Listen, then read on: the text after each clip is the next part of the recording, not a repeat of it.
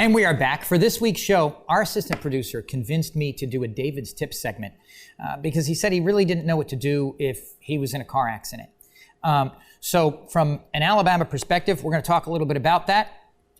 This is this week's segment of David's Tips.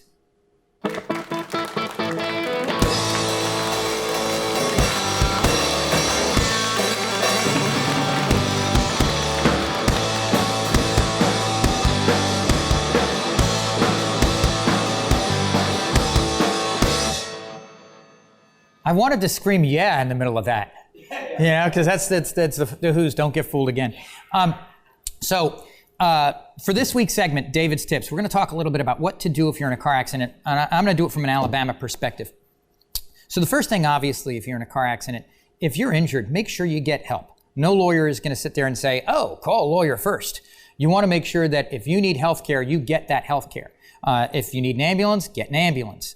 But make sure you get the health care that you need for a number of reasons. One, obviously, if you're hurt, you need to get health care. Two, what's going to happen is some people try to walk it off. And if you try to walk it off, later on an insurance company is going to go, "Oh, well, they must not have been very hurt because they didn't get health care right away."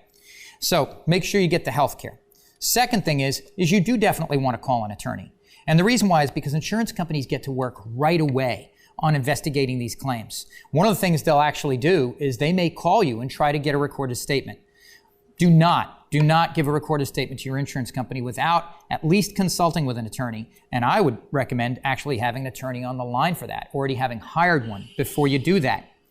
The next thing that you do is obviously you continue with the health care that you get. If you hire a good attorney, an attorney is going to be able to give you guidance and tell you all the other things that you need to do.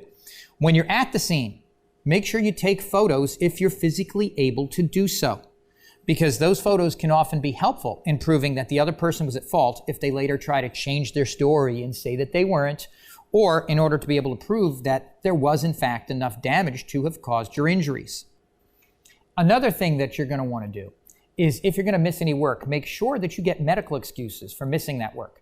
Insurance companies don't reimburse you for missing work just because you say you don't feel well. Remember, you're the one that's asking for compensation. They're not going to believe what you say. They're not going to believe what the lawyer says.